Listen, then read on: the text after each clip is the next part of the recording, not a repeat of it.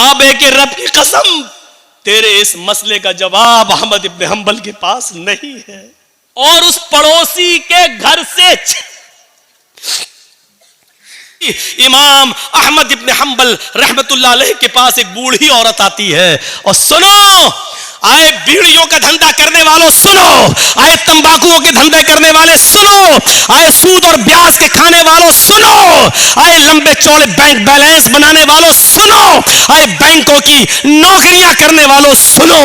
इमाम अहमद इब्न हंबल रहमतुल्लाह अलैह के पास एक बूढ़ी औरत आती है और कहती है, इमाम मोहतरम, कहा जी एक मसला पूछने आई हूं, मेरी माँ बहनें सुने, उस जमाने की औरतें और वो भी बूढ़ी औरतों में कितना तकवा हुआ करता था।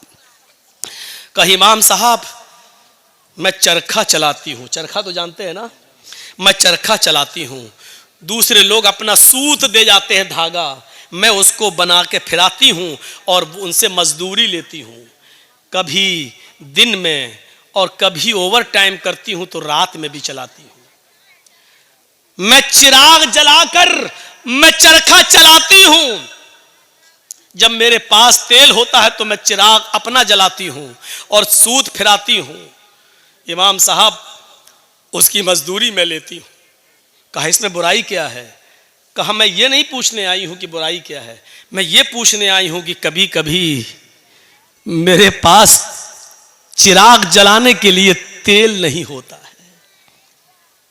अच्छा तो मैं सोने के लिए बिस्तर पर जाना चाहती हूं, लेकिन देखती हूं कि पड़ोसी के घर में चिराग जल रहा है और उसके घर के चिराग की रोशनी मेरे आंगन में आ रही है। मैं अपना चरखा लेकर उस आंगन में बैठ जाऊं और उस पड़ोसी के घर से जो चिराग जल रहा है, मैं मांगने नहीं गई उसकी रोशनी, लेकिन उसकी रोशनी ऑटोमेटिक मेरे घर में आ रही है। अगर मैं उसके चिराग की आने वाली रोशनी में अगर सूत फिरा लूं और चरखा चला लूं और ये चलाकर मैं अपने मालिक से उसकी मजदूरी ले लूं, तो ये कमाई मेरे लिए हराम तो नहीं होगी? मेरे लिए ये मजदूरी हराम तो नहीं होगी? मैंने चोरी नहीं की है, मैंने उससे चिराग का तेल नहीं मांगा है, उसके घर में चिराग जल रहा है और उसकी रोशनी मेरे घर आ रही है, उसकी रोशनी मेरे घर आ रही है। अगर मैं उसकी रोशनी में सूत फिरा लूं और इसकी मजदूरी में ले लूं तो ये मेरे लिए हराम तो नहीं होगी? ये खाकर कहीं मैं अजाब कब्र की मुस्तहिक तो नहीं बनूंगी, कहीं मैं जहन्नम में तो नहीं जाऊंगी? अहमद इब्न हंबल रहमतुल्लाह अलैह फरमाते हैं, खातून माँ तेरे सवाल ने अहमद इब्न हंबल के इल्म को आज शर्मिंदा कर दिया। काबे के रब की कसम, तेरे इस मसले का जवाब अहमद इब्न हंबल के पास नहीं है। कहने लगी इमाम साहब फिर आपसे बड़ा आलिम इस बस्ती में कोई है ही नहीं, फिर मैं ये किससे मसला पूछूं? उन्होंने कहा सुन मेरी माँ, जहां तक कयास का नतीजा है, कयास का तकाजा है, तो जहां तक मेरा इल्म है मैं उस इल्म की रोशनी में कयास लगाकर अंदाजे से ये कह सकता हूं कि इसमें कोई हर्ष तो नहीं लग रहा है। क्यों? क्योंकि तू मांगने नहीं जा रही है, वो अचानक आ रही है। तेरे घर में भी दीवार नहीं है और उसके घर में भी कोई दीवार नहीं है और उसके चिराग की रोशनी आ रही है तेरे घर, तो इसमें तेरा क्या कसूर है? बज़ाहिर तो इसमें कोई बुराई नहीं लग रही है, लेकिन अगर तुम्हारा दिल आमादा नहीं है तो मेरी माँ इससे भी बच जाओ तो बेहतर है, इससे भी परहेज कर लो तो बेहतर है, इससे भी, क्योंकि वो है तो दूसरे ही की रोशनी, है तो दूसरे ही की रोशनी, बहरहाल अगर तुम इससे भी परहेज कर लो तो ये ज्यादा बेहतर है तुम्हारे लिए। जब वो औरत वहां से जाने लगी बुढ़िया, तो इमाम अहमद इब्न हंबल ने लोगों से पता लगवाया कि ये किसकी बेटी है, इसके बाप का क्या नाम था। बताया होगा किसी ने कुछ जो मेरे जहन में नहीं रहा। अहमद इब्न हंबल फरमाते हैं कि आज के जमाने में ऐसी बूढ़ी औरतें मौजूद हैं, जरूर इसका बाप कोई आलिम कुरान होगा, आलिम हदीस होगा, क्योंकि ऐसी तरबियत अपनी औलाद के अंदर कोई बड़ा आलिम ही पैदा कर सकता है। बुढ़ापे की इस दहलीज पर पहुंचकर भी इस औरत की हालत यह है, इस बुढ़िया की हालत यह है कि पड़ोस से आने वाली रोशनी में भी, उस चिराग की रोशनी में भी चरखा चलाने के बारे में सोच रही है कि ये चरखा चलाएंगे तो ये कमाई मेरे लिए हलाल होगी या हराम। तब ऐसे लोगों की नमाजें अर्श से टकराएं और अल्लाह कबूल ना करे, ऐसा हो ही नहीं सकता है। मेरे भाइयों, इधर हम नमाज पढ़ के निकलते हैं, जो मैं सर बसजदा हुआ जमी पर तो आसमां से आने लगी ये निदा, तेरा दिल तो है सनम आशना, तुझे क्या मिलेगा नमाज में। एक हमारा तकवे का हाल ये है, एक हमारी परहेजगारी का हाल यह है कि यहां से निकले नमाज पढ़ के, मालिकी यौमिद्दीन, तू कयामत के दिन का पूरा पूरा मालिक है। इय्याका नअबुदु व इय्याका नस्तईन, तेरी ही इबादत करते हैं, तुझसे ही मदद मांगते हैं। इहदिना सिरातल मुस्तकीम, जो सीधा रास्ता उस पे चला और तमाम बुरे रास्तों से बचा ले। यहां ये दुआ मांग के हटे, सलाम अलैकुम व रहमतुल्लाह, सलाम अलैकुम व रहमतुल्लाह। जैसी सलाम फेरा और मस्जिद के बाहर निकलते ही जेब में बीड़ी रखी है निकाली और माचिस जलाई और सूरह दुखान की तिलावत शुरू, धुआं धक्कड़ शुरू। अभी 10 मिनट भी नहीं हुए ये कहते हुए कि इहदीना सिरातल मुस्तकीम, आय अल्लाह हमको सीधे रास्ते पे चला, आय अल्लाह गंदे और गलत रास्तों से हमारी हिफाजत फरमा। अब ये दुआ मांगे हुए 10 मिनट भी नहीं हुए और यहां आकर ये है हमारी इबादतों का और हमारी नमाजों का हाल। मेरे भाइयों, जायजा लो, इमाम अहमद इब्न हंबल के पास जो बूढ़ी औरत आती है, उस औरत के सवाल से जरा इबरत हासिल करो कि हमारी इबादतें अल्लाह के यहां कबूल हो भी रही होंगी या नहीं हो रही होंगी। बहुत हो चुका है मौलाना साहब, नमाज के बाद दुआ मांगनी चाहिए कि नहीं, ये पक चुका हूं सुन सुनकर, हम भी पक चुके हैं बता बता कर। चले जाइए मौजमपुर के साइड में, अभी तक नहीं माना जा रहा है, धड़ल्ले से मस्जिद में नमाज पढ़ी जा रही है। 20 साल पहले मैंने कहा था जिस मस्जिद के अंदर कब्र होगी उस मस्जिद के अंदर नमाज नहीं होगी, नहीं माना जाता है। दलील क्या दी जाती है? मदीने में अल्लाह के रसूल की भी तो कब्र है, उसको भी तो दीवारों से घेर दिया गया है। अल्लाह के रसूल की कब्र को आम लोगों की कब्र के बराबर खड़ा नहीं किया जा सकता है, क्योंकि नबियों के बारे में नबी का फरमान यह है कि पैगंबरों की और नबियों के जिस्मों को कब्र की मिट्टी नहीं खाती, लेकिन हमारे और आपके जिस्मों के बारे में नहीं है कि कब्र की मिट्टी नहीं खाती। नबियों के बारे में अल्लाह के रसूल का यह फरमान है कि नबियों को वहीं दफन किया जाता है जहां उनका इंतकाल होता है, जहां उनकी रूह निकलती है वहीं पर उनको दफन किया जाता है। नबियों के लिए मसाइल अलग हैं और अवाम के लिए मसाइल अलग हैं, लिहाजा नबी की कब्र को हम आज की कब्र पर महमूल नहीं कर सकते हैं। अल्लाह के रसूल का यह फरमान है कि नबियों को वहीं दफन किया जाता है जहां उनकी रूह निकले, यानी मुझे भी वहीं दफन करना जहां मेरा इंतकाल हो। नबी अकरम ने यह फरमा कर साफ कर दिया कि मेरी कब्र वहीं होगी जहां मेरा इंतकाल होगा। नबियों की कब्र को खोद कर नहीं निकाला जा सकता है, लेकिन किसी इंसान को गाड़ दिया जाए, किसी इंसान को दफन कर दिया जाए और पता चले कि यहां तो मस्जिद थी, मस्जिद में एक आदमी को दफन कर दिया गया, अगर 10 साल बाद 20 साल बाद भी पता चले तो फिर उस कब्र को खोदा जाएगा, अगर उसमें से कुछ हड्डियां मिलती हैं तो उनको निकाला जाएगा और उनको मुसलमानों के कब्रस्तान में मुंतकिल कर दिया जाएगा और कब्र को जमीन के लेवल पर करके उस पर नमाज पढ़ी जाएगी। अगर 10, 15, 20 साल के बाद अगर उसमें हड्डियां भी न मिले, जब कब्र को खोदा जाए तो उसमें हड्डियां भी न मिले, क्योंकि जिस्म इंसान का मिट्टी से बना हुआ और जिस्म को मिट्टी बन जाना है। अब अगर हड्डियां नहीं मिलती हैं तो उस कब्र से 1-2 तसला, 1-2 बड़ा बर्तन भरकर मिट्टी निकाली जाएगी और उसको मुसलमानों के कब्रस्तान में मुंतकिल कर दी जाएगी और इस कब्र को जमीन के बराबर करके उस पर नमाज पढ़ी जाएगी। लेकिन मसला वो अपनी जगह पर कायम रहेगा। आप उसकी चाहे कितनी दीवारें खड़ी कर दें, चारों तरफ से उसको कितना भी घेर दें, लेकिन जिस कब्र मस्जिद के अंदर कब्र है, उस मस्जिद के अंदर नमाज नहीं होगी, नहीं होगी, नहीं होगी। ये उसी नबी का फरमान है, जिस नबी का फरमान ये है कि नबियों को वहीं दफन किया जाता है जिस जगह नबियों का इंतकाल होता है। उसी नबी का ये भी फरमान है कि अपने घरों को कब्रिस्तान मत बनाओ।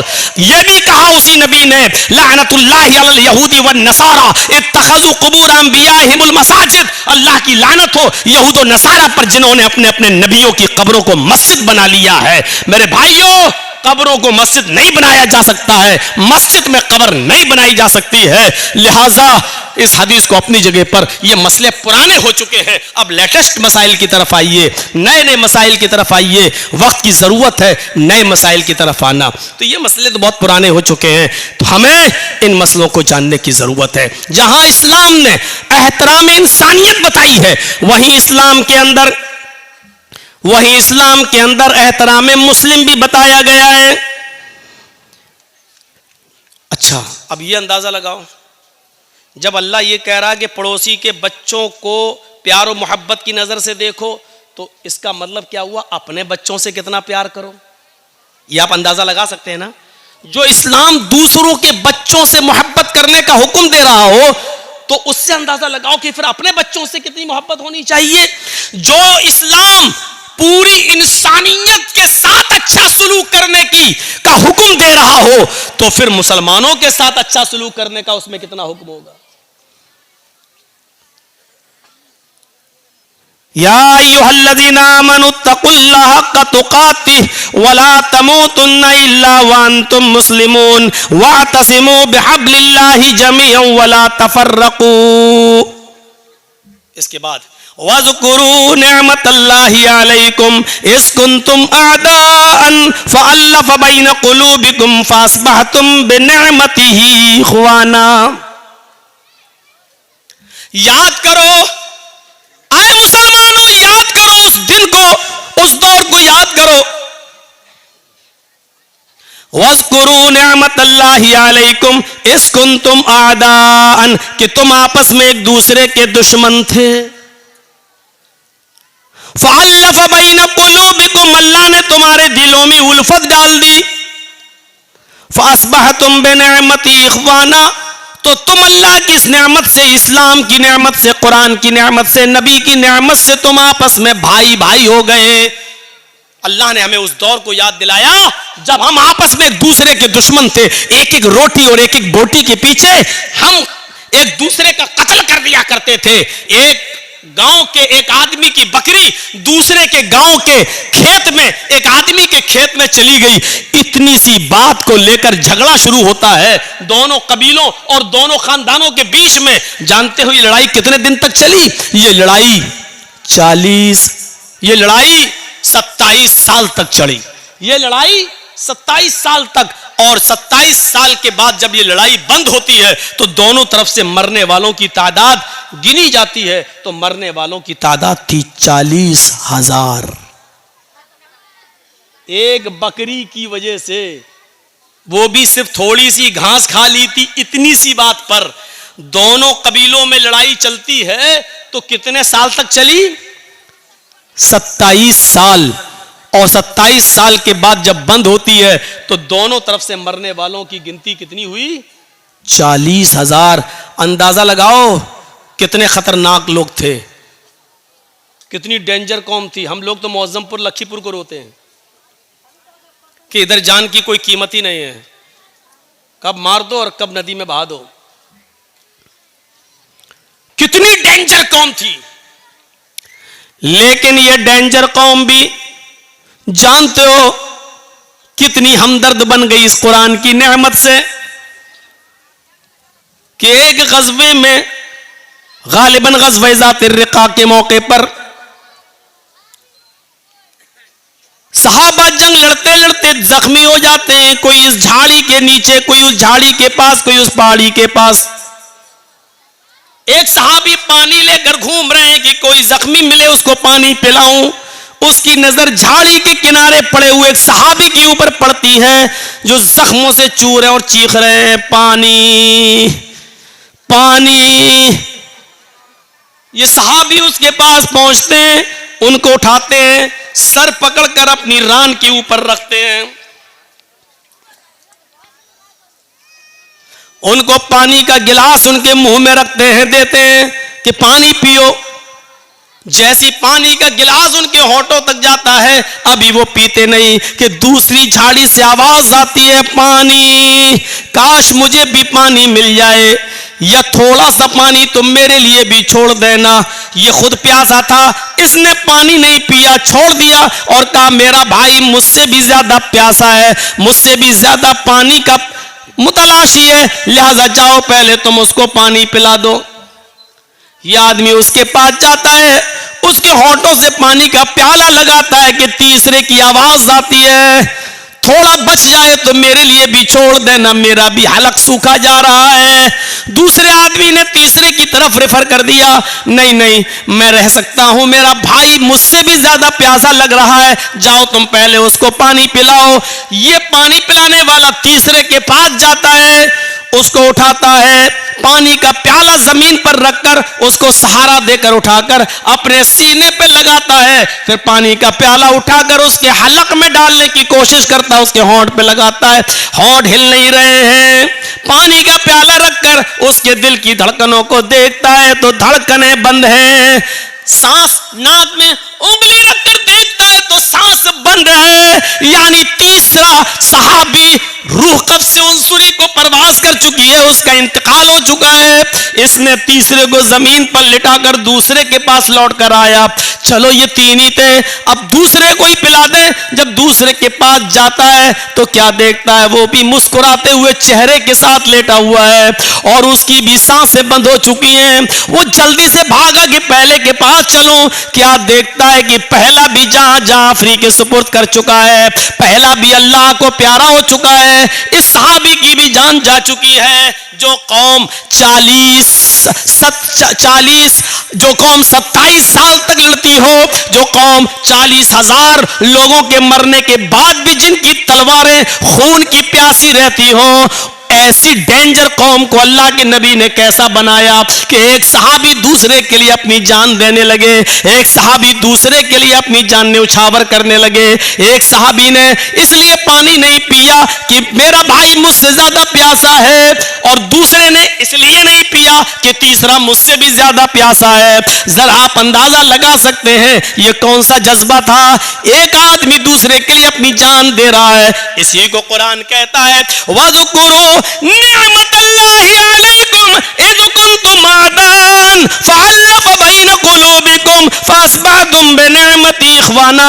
आए लड़ने वालों, झगड़ने वालों, उस दौर को याद करो, उस जमाने को याद करो जब तुम आपस में एक दूसरे से लड़ते थे, जब आपस में तुम एक दूसरे की गर्दनें उड़ाया करते थे, तुम आपस में एक दूसरे के हरीफ थे, एक दूसरे के दुश्मन थे। फअल्लफ़ बैन कुलूबिकुम, अल्लाह ने तुम्हारे दिलों में उल्फत डाल दी। ये होता है मुसलमान, एक मुसलमान दूसरे मुसलमान के लिए। अपने लिए तो सभी जीते हैं, दूसरों के लिए जीना असल जीना, दूसरों के लिए। इसलिए फरमाया अल मुस्लिमु मन सलिमल मुस्लिमून मिन लिसानिही व यदिही। मुसलमान तो वो है कि जिसकी जबान से और जिसके हाथ से दूसरे मुसलमान को तकलीफ न पहुंचे। पहले जबान का लफ्ज है, मिन लिसानी व यदी, और जिसके हाथ से। मुसलमान तो वो है कि जिसकी जबान से और जिसके हाथ से दूसरे को तकलीफ न पहुंचे। इसमें कौन पूरा उतर रहा है? जबान से तकलीफ हम दे रहे हैं, हाथ से तकलीफ हम दे रहे हैं। अरे किसी को कत्ल करना तो बहुत दूर की बात, अल्लाह के नबी सल्लल्लाहु अलैहि वसल्लम ने लोहे का कोई हथियार उठाकर इशारा तक करने से मना किया है। जैसे है, देख रहा है ये कोई 10 मीटर दूर खड़ा, कत्ल करना तो बहुत दूर की बात है। आप 10 मीटर 20 मीटर दूर से ये कहें, देख रहा है ये पूरा का पूरा रामपुरी है, घुसा दूंगा पेट के अंदर। 10 मीटर 20 मीटर की दूरी से इशारा करना भी एक मुसलमान के लिए दूसरे मुसलमान के लिए जायज नहीं है। हम कौन सी दुनिया में, यहां हाल ये है हमारा कि तकलीफ ना हो किसी को, ना जबान से ना हाथ से। भैया देखो, सामने से मत उठिए, आप लोग पीछे से उठ के जाइए यार, मेरे सामने से जाते हैं तो बड़ा डिस्टर्ब होता है। कहां जा रहे हो चाचा? अब ये इस उम्र में घर जाके क्या करेंगे, पूछो जरा, सोचो। वो देखिए बेचारे बूढ़ों मियां, शुगर के मरीज हैं लग रहा है। अच्छा, जिन लोगों को पेशाब ज्यादा आता है तो उनको बीच में बैठने की जरूरत क्या है? उनको आगे पीछे दाएं बाएं बैठना चाहिए पहले ही से। ये सिस्टम होना चाहिए, ये सब उसके खिलाफ है अदब के, सामने से उठना। एक बार हैदराबाद में तकरीर कर रहा था, सामने से कोई आदमी आया तो मैं समझा गया जा रहा होगा पेशाब करने, सीधे मेरा माइक पकड़ के कहता है कैसे बोला। और उसके बाद जो लाठी डंडे टमाटर अंडे चले, वो दौर हमें आज तक याद है। तो डर लगता है, सामने से कोई आदमी जब उठता तो मुझे डर लगता है। वो हैदराबाद हमें याद आ जाता है। इंसान हम भी हैं, खोपड़ी में वो ऐसा बैठ गया है कि जब भी कोई उठता तो वो हैदराबाद याद आ जाता है। तो सामने से मत उठा करिए। जबान से और हाथ से तकलीफ नहीं होनी चाहिए किसी को, किसी मुसलमान को किसी मुसलमान से। लेकिन यहां तो हाल ये है कि हम अपनी परेशानियों से इतना परेशान नहीं हैं जितना आपके आराम से हमें परेशानी हो रही है। हमें अपनी दाल से इतनी परेशानी नहीं हो रही है जितना आपके गोश्त से हमें परेशानी हो रही है। हमारे घर में क्या पका है उससे परेशानी नहीं हो रही है। आपके घर में कुकर की सीटी से आने वाली बिरयानी की खुशबू हमें और परेशान कर देती है कि ये आदमी हमसे ज्यादा अच्छा कैसे खा रहा है। ये सूरत हाल हो चुकी है आज की। हम दूसरे को बर्बाद करने के चक्कर में लगे हुए, मिटाने के चक्कर में लगे हुए हैं। और आदमी ये नहीं सोचता कि आप दूसरे के लिए जो कुआं खोद रहे हैं उसमें आप भी गिर रहे हैं।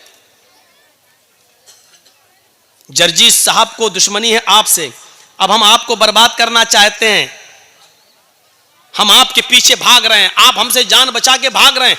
आप उतना नहीं थक रहे हैं जितना मैं थक रहा हूं। क्यों? क्योंकि मुझे पकड़ना है आपको, तो आपसे ज्यादा तेज रफ्तारी से मैं दौड़ूंगा तभी आपको पकड़ पाऊंगा। तो आप उतना नहीं थक रहे हैं, उससे ज्यादा मैं थक रहा हूं। वो आदमी उतना बर्बाद नहीं हो रहा है जितना हम उसको बर्बाद करने में अपने आप को बर्बाद कर रहे हैं।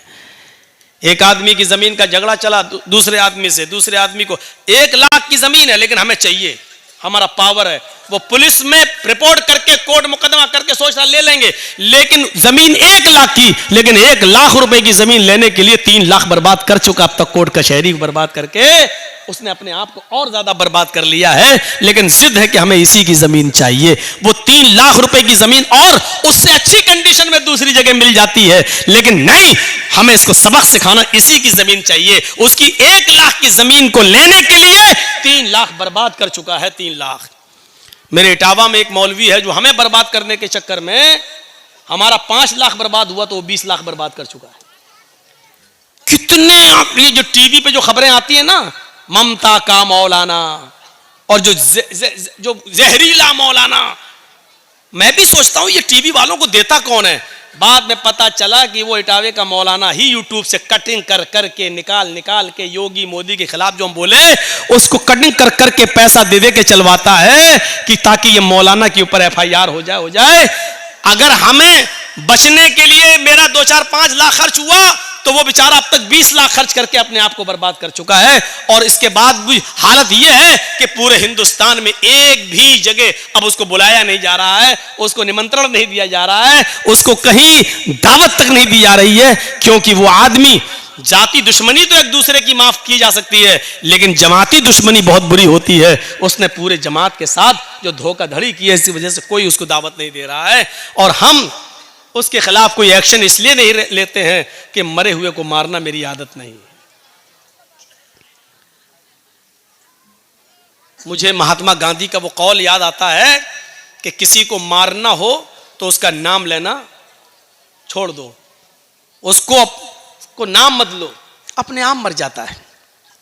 अब देख लीजिए कि उत्तर प्रदेश के चुनाव में एक साहब हैं, वो मुसलमान मुसलमान मुसलमान बहुत करते रहते हैं। आजकल वो बहुत चिल्ला रहे हैं, सपा ने क्या किया, समाजवादी पार्टी के दल्लो, ऐसी तमाम भाषाएं इस्तेमाल की जा रही हैं सिर्फ मुसलमानों में प्रचार करने के लिए।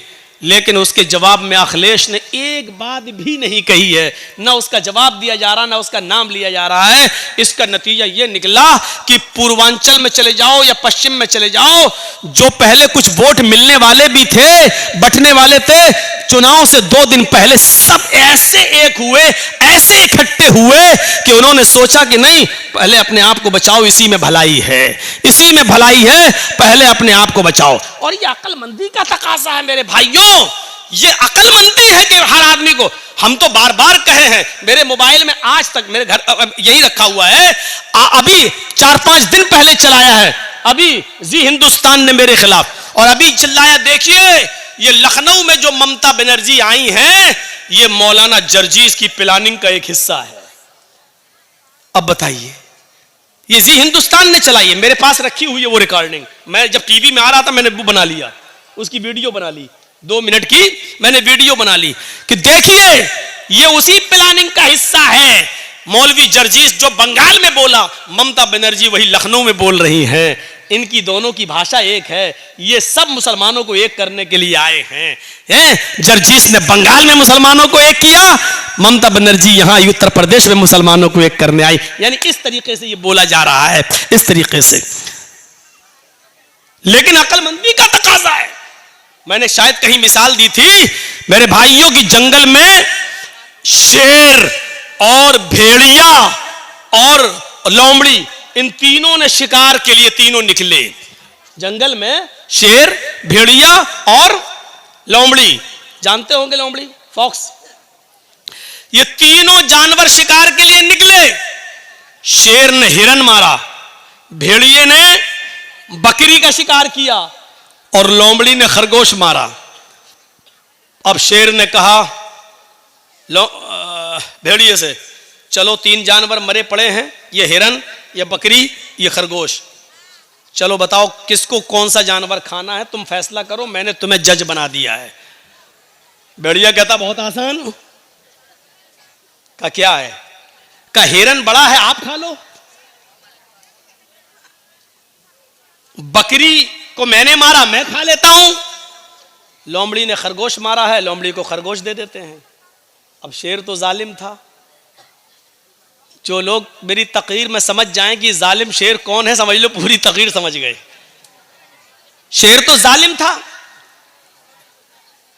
हालांकि भेड़िए का फैसला बिल्कुल सही था। भाई भेड़िए ने फैसला सही किया कि नहीं किया? भाई हिरन आपने मारी, हिरन आप खा लो, बकरी मैंने मारी, मैं बकरी खा लेता हूं, लोमड़ी ने खरगोश मारा, लोमड़ी खरगोश खा लेती है। भेड़िए ने फैसला बिल्कुल सही किया, लेकिन जालिम था शेर। उसने कहा क्या इतना बुरा फैसला? अरे कमीने कहां से पढ़ के आया तू, इतना गंदा फैसला?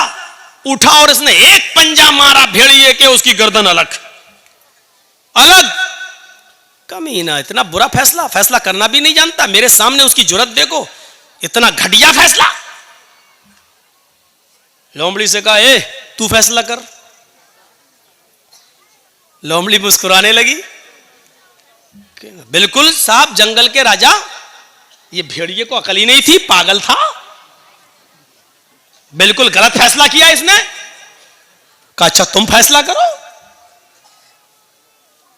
लोमड़ी ने कहा बहुत आसान है साहब, ये तीनों जानवर आपके हैं और अब तो भेड़िया भी आपका है। क्या मतलब? कहा हिरन आप सुबह खा लीजिए, बकरी शाम को खा लीजिए, और दोपहर में भूख लगे तो मुंह का जायका बदलने के लिए खरगोश खा लीजिए। आप जंगल के राजा हैं, आप नहीं खाएंगे तो कौन खाएगा? शेर ने कहा वाह वाह लोमड़ी वाह, यह है अच्छा फैसला, इतना अच्छा फैसला तुझे किसने सिखाया? लोमड़ी ने कहा इसी भेड़िए की कटी हुई गर्दन ने। हजरत इसी भेड़िए से सीखा है मैंने ये फैसला। अगर मैं आज ये फैसला ना करती तो मेरा भी यही हाल होता। मैंने उत्तर प्रदेश में यही बात कह दी मैंने कहा जालिम बादशाह से बचने के लिए भेड़िया मत बनो, सही फैसला करने की कोशिश मत करो, वरना हक बात कहने पर भी मारे जाओगे। अक्लमंदी यह है कि लोमड़ी ने फैसला गलत किया जरूर था, लेकिन अक्लमंदी यह थी कि उसने अपने आप को बचा लिया। हमने कहा लोमड़ी बन जाओ, अपने आप को बचा लो, वरना शेर ऐसा झपट्टा मारेगा कि भेड़िए की तरह पड़े रहोगे, यहीं गर्दन पड़ी रहेगी तुम्हारी। इतना मैंने कहा, उत्तर प्रदेश के लोगों की भी अकल में आ गई, बात सही कह रहे हैं मौलाना साहब।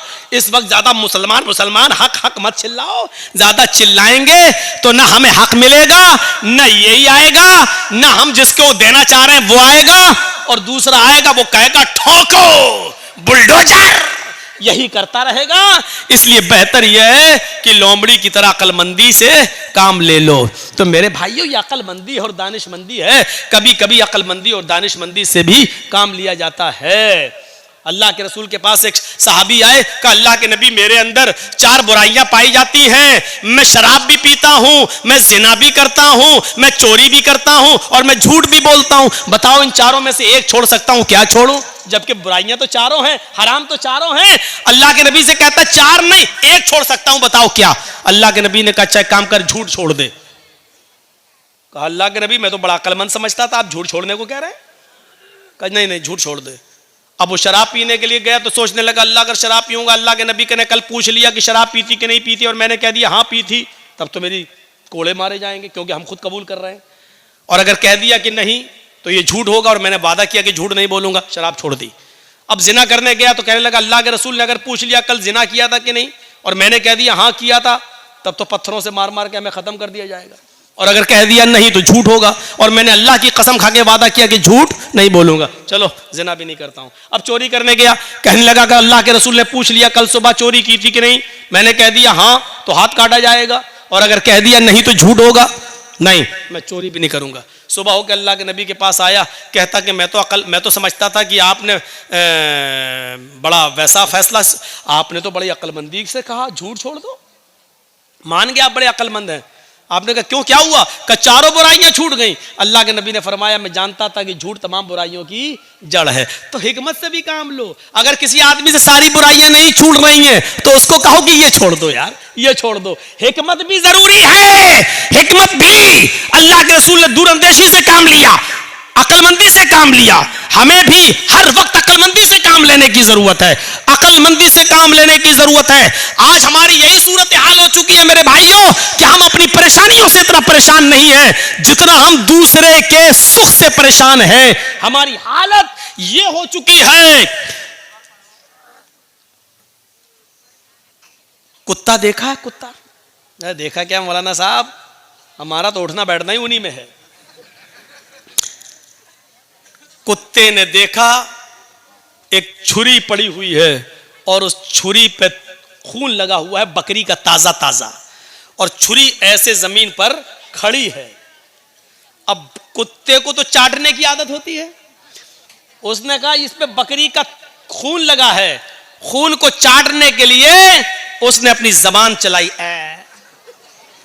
जैसे ही चलाई छुरी पर उसकी जबान कट गई। बकरी का खून तो चाट गया लेकिन उसकी जबान कट के उसका खून उस पर लग गया। अब कुत्ता क्या समझ रहा है ना, अभी खून बाकी है। उसने फिर दोबारा जबान से चाटा, फिर दूसरी जगह से कट गई। उसने कहा अरे अभी भी बाकी है, फिर चाटा, फिर कट गई। वो उस वक्त तक चाटता रहा कि उसकी जबान कट के गिर गई, और फिर वो खुद हलाक हो गया, मर गया। यही हालत हमारी है। मिसाल सख्त जरूर है लेकिन सच्ची मिसाल है।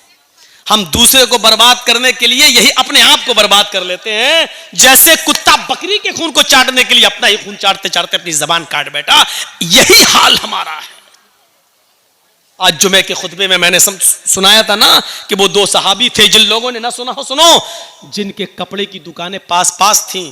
एक आदमी, एक सहाबी का कपड़ा बिक गया, दूसरा कस्टमर आया, दूसरा भी बिक गया, तीसरा कस्टमर आया, उसी दुकान पर तीसरा भी कपड़े के थान ले गया, चौथा आया, उसने चौथा भी उसी को दे दिया। उसी दुकान ने पांचवा कस्टमर आया उसी दुकान पर कपड़ा खरीदने, दुकानदार कहने लगा नहीं अब वो कपड़ा मेरे पास नहीं है, मेरे भाई के पास चले जाओ, इससे भी अच्छा कपड़ा तुम्हें वहां मिल जाएगा, ये पड़ोस में दुकान है। उसने ये सोचकर उसको भेज दिया कि मेरे तो 4 कपड़े के थान बिक गए, मेरे घर में मेरी बीवी बच्चों का गुजर बसर चल जाएगा, मेरे भाई की तो बोनी तक नहीं हुई है उस पड़ोसी की, उसके भी बीवी है, उसके भी बच्चे हैं, उसको भी शाम को कमा कर ले जाना है और अपने बीवी बच्चों का पेट पालना है।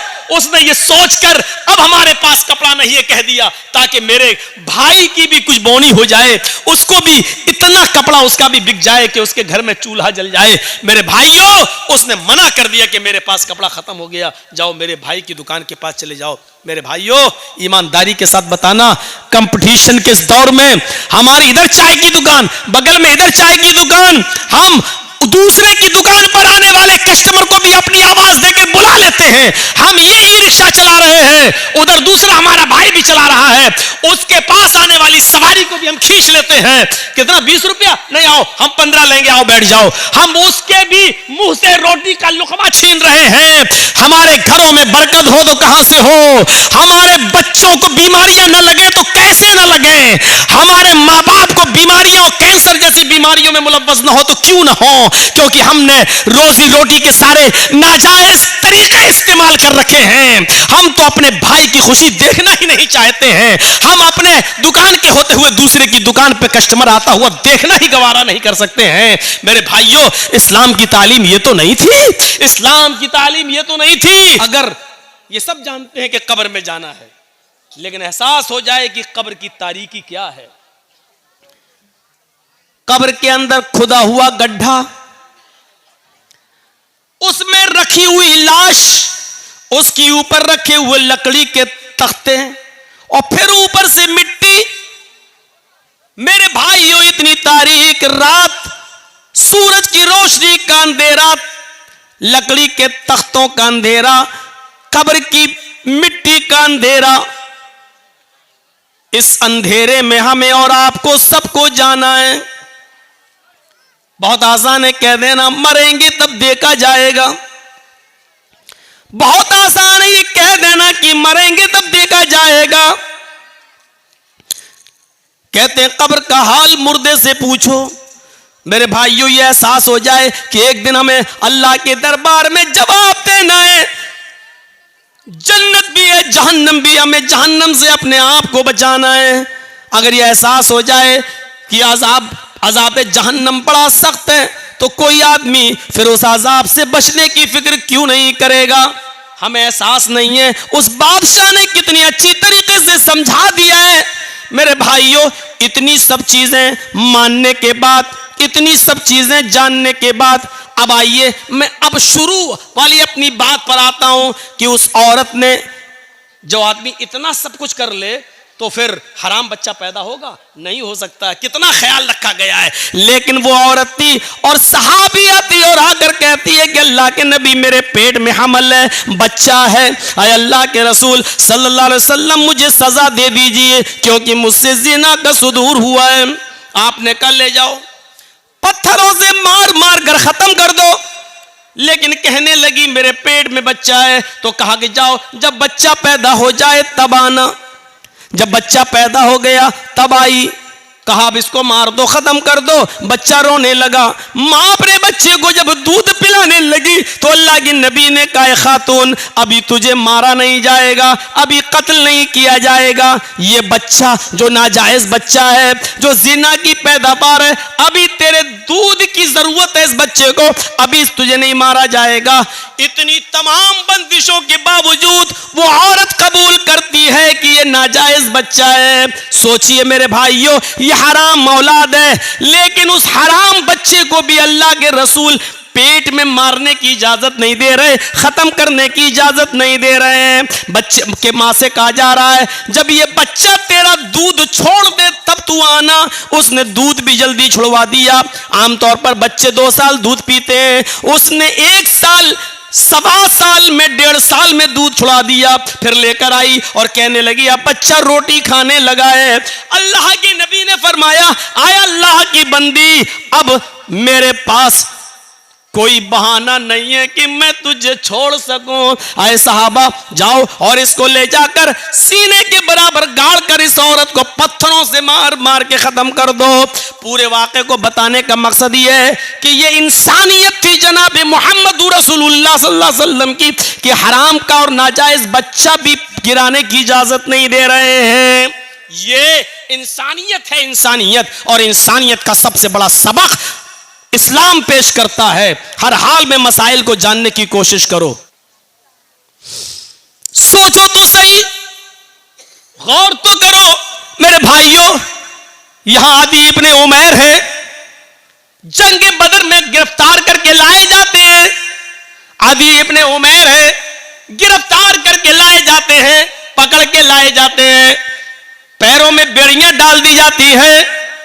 ये आदि इब्ने उमैर मुसाब इब्ने उमैर के भाई हैं, भाई मोमिन है और आदि काफिर है। मुसाब सहाबी और आदि काफिर, दोनों भाई हैं, सगे भाई हैं। अल्लाह के नबी सल्लल्लाहु अलैहि वसल्लम ने फरमाया कि जो गिरफ्तार करके काफिर लाए गए उनके पैरों में बेड़ियां डाल दो। आदि के पैरों में जब बेड़ियां डाली जाने लगी तो मुसाब इब्ने उमैर वहीं खड़े हो गए, और जो उनके पैरों में बेड़ियां डाल रहा था सहाबी आदि इब्ने उमैर के पैरों में, वहीं खड़े होकर मुसाब इब्ने उमैर कहने लगे, आए सहाबी अपने दोस्त से, आए दोस्त इसके पैरों में बेड़ियां जरा टाइट डालो, यहां से कस दो, मैं इसको अच्छी तरीके से जानता हूं, ये लॉक तोड़ने में, जंजीर तोड़ने में बड़ा माहिर है, यहां से टाइट कर दो वरना ये तोड़ के भाग जाएगा। जब मुसाब इब्ने उमैर ये कह रहे थे कि इसके पैरों में यहां से टाइट करो, यहां से टाइट करो, यहां से लॉक लगाओ, तो आदि इब्ने उमैर को इतना गुस्सा आ रहा था कि मारे गुस्से के आदि चीख पड़ा, आए मुसाब तुझे शर्म आनी चाहिए, तू उसी उमैर का बेटा है जिसका बेटा मैं हूं, तेरी रगों में उसी बाप का खून दौड़ रहा है जिसका खून हमारी रगों में दौड़ रहा है, लेकिन आज तुझे भाई कहते हुए शर्म आ रही है। तेरी गैरत कैसे गवारा कर रही है कि तेरी आंखों के सामने तेरे सगे भाई के पैरों में बेड़ियां डाली जा रही हैं और तू देख रहा है खड़े होकर, और देख ही नहीं रहा है बल्कि मशवरा दे रहा है कि यहां से टाइट करो। थूकता हूं तुझ पर, भाई कहते हुए शर्म आती है तुझे। इधर मुसाब इब्ने उमैर कहते हैं, चुप, खामोश, तू भाई है मेरा? नहीं, तू मेरा भाई नहीं है। आदि कहता है, क्या उमैर तेरा बाप नहीं है? क्या मेरी मां तेरी मां नहीं है? क्या उमैर का खून तेरी रगों में नहीं दौड़ रहा है? क्या मेरी मां का दूध तेरी रगों में खून बनकर नहीं दौड़ रहा है? जवाब दिया, उमैर मेरा बाप है, ये सच है, तेरी मां मेरी मां ही सच है, तूने और मैंने एक ही मां का दूध पिया है, यह भी सच है, तेरी और मेरी रगों में एक ही बाप का खून दौड़ रहा है, यह भी सच है, लेकिन यह सच नहीं है कि तू मेरा भाई है। जानता है मेरा भाई कौन है? आदि ने कहा, फिर कौन है अगर मैं तेरा भाई नहीं हूं? मेरा भाई वो है जो तेरे पैरों में बेड़ियां डाल रहा है? ये तेरा भाई है?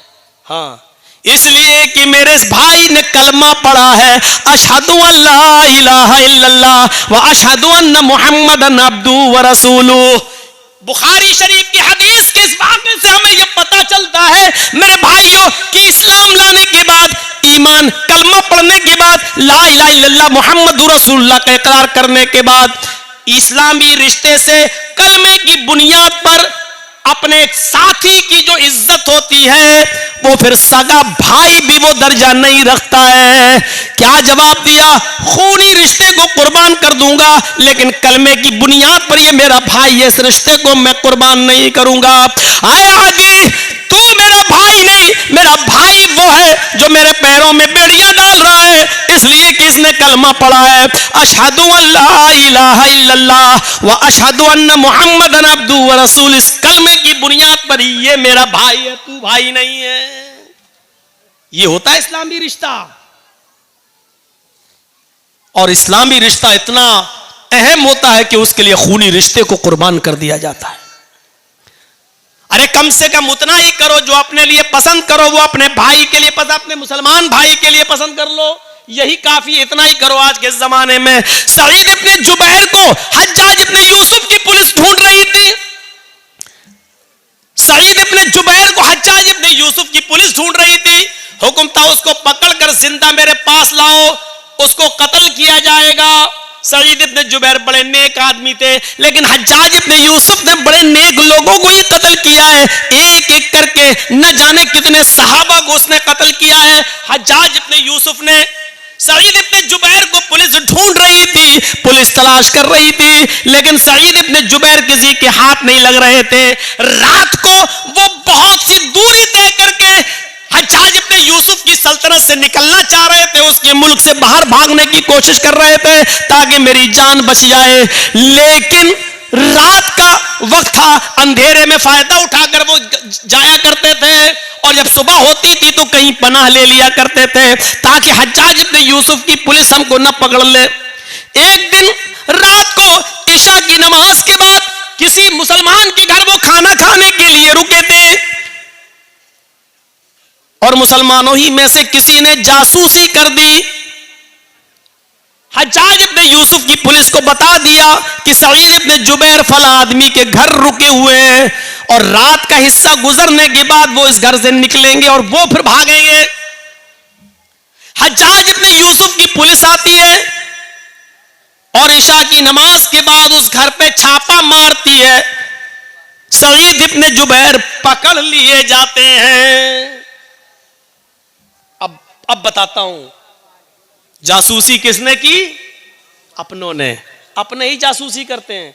लॉकडाउन के मौके पर आपने देखा होगा, हमारे उत्तर प्रदेश में तो वही हाल था, जब हर चीज का गोश्त बंद था, कुछ नहीं ले सकते थे, और चोरी छुपे कोई अगर भैंस काट लेता था तो अपने ही लोग जासूसी करते थे, फलां के घर में भैंस हुई है, और पुलिस आकर छापा मारती थी।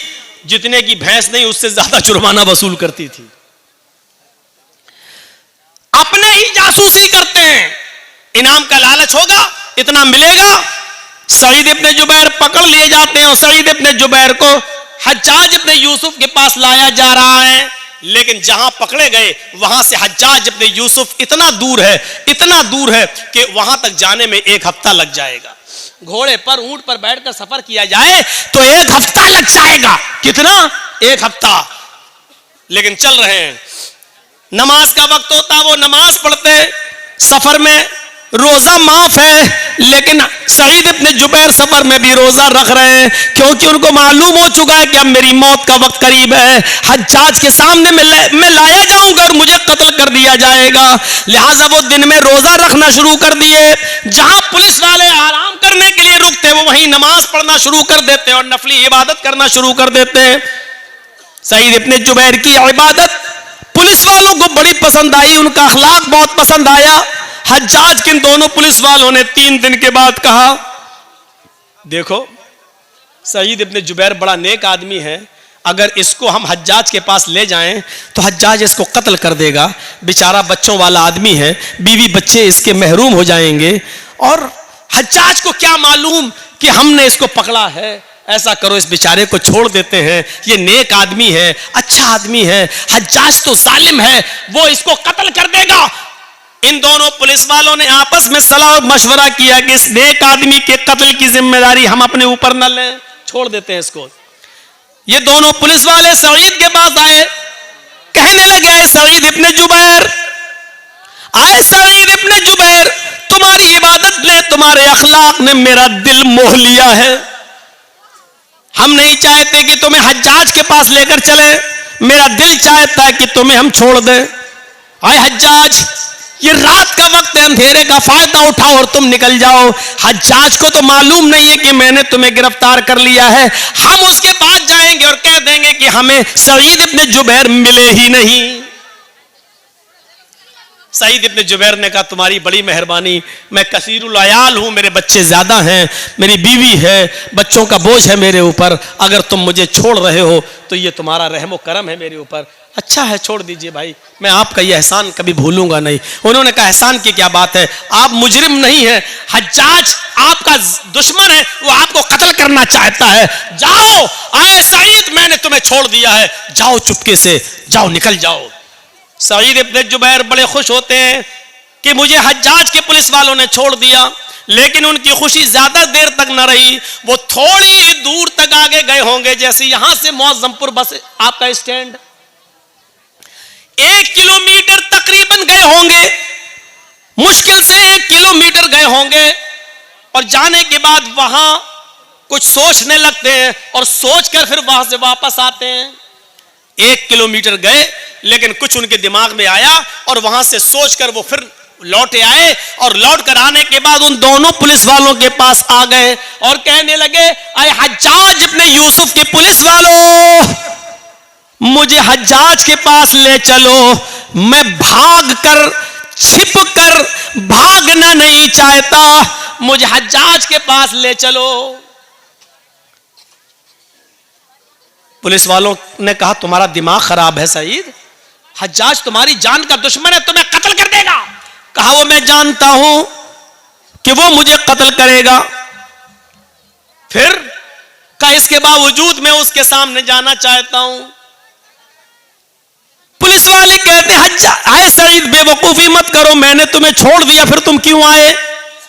सईद इब्न जुबैर रोते हैं और रोते हुए कहते हैं, आए पुलिस वालों, तुम्हें नहीं मालूम, जिस आदमी ने मेरी जासूसी की और तुम्हें यह बताया कि मैं इस घर में छिपा हूं, वो तो कहीं ना कहीं से देख ही रहा होगा, उसको तो यह मालूम ही होगा कि तुम दोनों ने मुझे गिरफ्तार कर लिया है, मुझे पकड़ लिया है। वो आदमी हज्जाज को यह खबर दे देगा, इन दोनों पुलिस वालों ने सईद को गिरफ्तार कर लिया। आए पुलिस वालों, अगर हज्जाज को यह पता चल गया कि तुमने मुझे पकड़ लिया था और फिर छोड़ दिया, तो मैं तो बच जाऊंगा, लेकिन फिर तुम्हारा हश्र यह होगा कि तुम दोनों को खूनी चमड़े पर लिटाकर बिठाकर तुम्हारी गर्दनों को उड़वा देगा। और मैं ये नहीं चाहता कि मेरी जान बच जाए और मेरे बदले में तुम दोनों की जान चली जाए, मेरी गर्दन महफूज रहे और तुम दोनों की गर्दनें कट जाएं। अल्लाह के नबी ने फरमाया, जो अपने लिए पसंद करो वो अपने भाई के लिए पसंद करो, और जो अपने लिए पसंद ना करो वो अपने भाई के लिए पसंद ना करो। जब मुझे अपनी गर्दन अपने लिए कटाना पसंद नहीं है, तो अपने वजह से, मेरी वजह से तुम दोनों की गर्दनें कट जाएं, ये मुझे कैसे पसंद हो सकता है?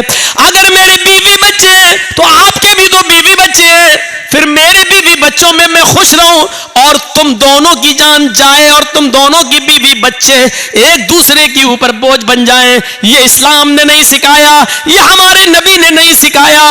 आए हज्जाज के पुलिस वालों, मुझे हज्जाज के पास लेकर चलो। इसके बावजूद उन दोनों ने समझाया, लेकिन नहीं माने सईद इब्न जुबैर, हम अपने लिए तुम्हारी जिंदगी खतरे में नहीं डाल सकते हैं। आखिरकार जिद करते रहे और वो दोनों पुलिस वाले उनको पकड़कर हज्जाज के सामने ले आए। हज्जाज ने कहा, बहुत बहुत मुबारक, तुम इनको पकड़ कर लाए हो, तुम्हें इनाम से नवाजा जाएगा। और कहा, कोई ख्वाहिश है तुम्हारी? उन्होंने वही ख्वाहिश जाहिर की कि हमें 2 रकात नमाज पढ़ना है। कहा, पढ़ लो। खूनी चमड़ा बिछा दिया गया। कुछ खाना है, कुछ पीना है? कहा, नहीं। क्यों? आखिरी तमन्ना तो सबसे पूछी जाती है, कुछ खाना हो पीना हो तो बता दो। सईद इब्न जुबैर ने कहा, इन्नी साइमुन, मैं रोजे से हूं। हज्जाज इब्न यूसुफ ने कहा, चलो। पीछे से हाथ बांध दिए गए, खूनी चमड़ा बिछा दिया गया, गर्दन नीची कर दी गई और हज्जाज के एक जल्लाद ने पूरी ताकत के साथ अपनी तलवार चलाकर सईद इब्न जुबैर को एक ही बार में उनकी गर्दन को उनके तन से जुदा कर दिया। पूरा वाक़या बताने का मेरा मकसद सिर्फ यह है कि सईद इब्न जुबैर ने अपनी गर्दन कटाना गवारा कर लिया, लेकिन अपनी वजह से उन दोनों मुसलमान पुलिस वालों की जिंदगी खतरे में नहीं डाली। ये मुसलमान होता है जो अपनी वजह से दूसरे को मुसीबत में नहीं डालता है, जो अपनी वजह से दूसरे को तकलीफ में नहीं डालता है, वो मुसलमान ही क्या जिसकी वजह से दूसरे को तकलीफ पहुंचे। और हम तो उस वक्त सबसे ज्यादा खुश होते हैं जब हमारी वजह से हमारा पड़ोसी बेचैन हो। उस जमाने में क्या हाल था एक आदमी के घर में बहुत से चूहे थे जो उसको तंग करते थे। उसने लोगों से पूछा मैं क्या करूं बताओ। किसी ने कहा एक बिल्ली ले आओ, बिल्ली पाल लोगे चूहों को खाती रहेगी। उसने कहा ये तुमने सही मशवरा दिया। 3-4 दिन के बाद उसी आदमी ने पूछा क्या हुआ बिल्ली लाए? उसने कहा नहीं लाए। कहा फिर क्या हुआ? क्या हुआ चूहे हैं अब क्या करेंगे? तो कहा बिल्ली क्यों नहीं लाते हो? कहा मैं बिल्ली खरीदने का इरादा किया कि मैं बिल्ली लाऊं और पाल लूं, लेकिन ये सोच कर नहीं लाया कि जब मेरे घर में बिल्ली आ जाएगी तो कुछ 2-4 चूहों को खा लेगी और बहुत से चूहे तो डर के मारे मेरा घर छोड़ देंगे और भाग जाएंगे, और वो घर छोड़कर भागेंगे तो मेरे पड़ोस में घुस जाएंगे। और अल्लाह के नबी ने फरमाया पड़ोसियों का बहुत बड़ा हक है। जो चीज मैं अपने लिए पसंद नहीं करता हूं चूहे वो डर के मारे मेरे पड़ोस के घर में पहुंचकर उनको वही तकलीफ दे जो मेरे घर में मुझे तकलीफ दे रहे हैं। तो ये भी तो सही नहीं है कि मैं अपनी तकलीफ से बच जाऊं लेकिन अपनी तकलीफ अपने पड़ोसी को दे दूं। ये कौन सा ईमान था यार? ये कौन सा जज्बा था? है? इस जज्बे को क्या कहेंगे आप? यहां तो बदगुमानियां हमने इतनी पाल रखी है एक दूसरे के खिलाफ। एक मसला आपके सामने अगर रखा जाए तो आप उसका क्या जवाब देंगे? आइए आजकल लेटेस्ट मसले आते हैं। एक गैर मुस्लिम मुसलमान हो गया रमजान के महीने में, आज 20वां रोजा है और आज वो मुसलमान हो रहा है, तो अब वो कितने रोजे रखेगा? सिर्फ रोजे तो 10 बचे हैं और 29 का चांद हो गया तो 9 ही रोजे बचे हैं। और इस्लाम वो आज ला रहा है और रोजे तो हर मुसलमान पर एक महीने के, रमजान के पूरे महीने के रोजे फर्ज हैं। तो अब वो कितना रोजा रखेगा? शरीयत क्या कहती है? शरीयत ये कहती है कि वो 20वें रोजे को अगर इस्लाम कबूल करता है तो 20वें रोजे के बाद से ही उसके ऊपर रोजा फर्ज हो जाता है और जितने रोजे उसको मिलेंगे उतने वो रखेगा। अब सवाल ये पैदा होता है 20 रोजे जो उसके छूटे हैं क्या वो ईद के बाद पूरे करेगा? नहीं करेगा। क्यों नहीं करेगा? दलील क्या है? भाई अहले हदीस हो तो दलील तो चाहिए ना। आप लोगों ने जलसा बहुत अच्छा किया है लेकिन ये लाइटिंग बहुत बुरी की है। कभी हरी कभी लाल, और वो आंखों पे पड़ती है तो कभी तो लगता बहुत आदमी है, कभी दिखता एक भी नहीं है। और कभी जब लाल जलती है तो मैं सोचता हूं रुक जाना चाहिए क्योंकि ये रेड सिग्नल है, ये हमको इशारा कर रही है कि बोलना बंद कर दो। अरे ये तुमको किसने? अरे जर्जी साहब का जलसा है, कोई बारात में नहीं आए हैं निकाह के लिए। ये ऐसी लाइटिंग जलसों में, लाइट ऐसी होनी चाहिए जो जलती रहे बस, बुझे नहीं। ये तो ऐसा लग रहा है जैसे आंख मार रही हो। अल्लाह की कसम बड़ा डिस्टर्ब हो रहा हूं। कल भी हुआ था लेकिन कल मैं बोल नहीं पाया, सारा गुस्सा इन चैनल वालों पे उतर गया।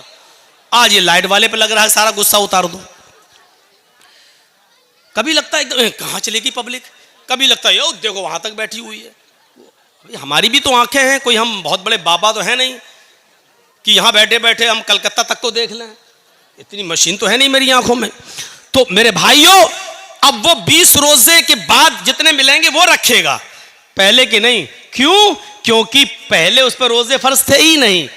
इस्लाम तो वो अभी लाया है, मुसलमान तो वो आज हुआ है।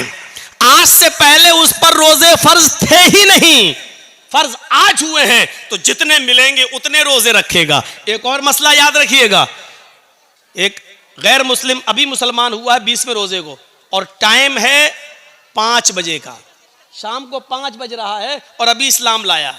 अशहदु अल्ला इलाहा इल्लल्लाह व अन्ना मुहम्मदर रसूलुल्लाह, इस्लाम ले आया, कलमा पढ़ लिया। 5 बजे से ही उसके ऊपर रोजा फर्ज हो गया।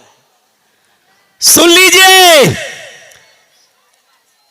अब 5 बज रहे हैं, अभी इस्लाम लाया है, 5 बजे से ही उसके ऊपर रोजा फर्ज है। यहीं पर वो नियत करेगा मैं रोजे से हूं। अब यहां से रोजा है वो और आपके यहां रोजा इफ्तार हो रहा है मान लीजिए 6 बजे, तो बस 1 ही घंटे के बाद वो रोजा इफ्तार करेगा और उसका ये एक रोजा माना जाएगा। 5 बजे अगर इस्लाम लाया है तो 5 बजे से ही उसके ऊपर रोजा फर्ज हो गया है, और जब इफ्तार का वक्त होता तब वो इफ्तार कर लेगा, उसका ये एक रोजा माना जाएगा। अब सवाल ये होता है कि वो 5 बजे तक तो खूब खाता पीता रहा, तो खूब खाता पीता रहा, उस वक्त वो काफिर था, उसके ऊपर खाना पीना जायज था। 5 बजे से पहले वो मुसलमान था ही नहीं, इसलिए रोजा नहीं था। 5 बजे इस्लाम लाता है, 5 बजे मुसलमान होता है, इसलिए रोजे के अहकाम 5 बजे से ही उसके ऊपर लागू होंगे। 5 बजे से पहले उसको जो खिलाया पिलाया गया ये अल्लाह की रहमत और मेहरबानी में शामिल कर लिया जाएगा। मेरे प्यारे साथियों, इन मसाइल को जानने की जरूरत है।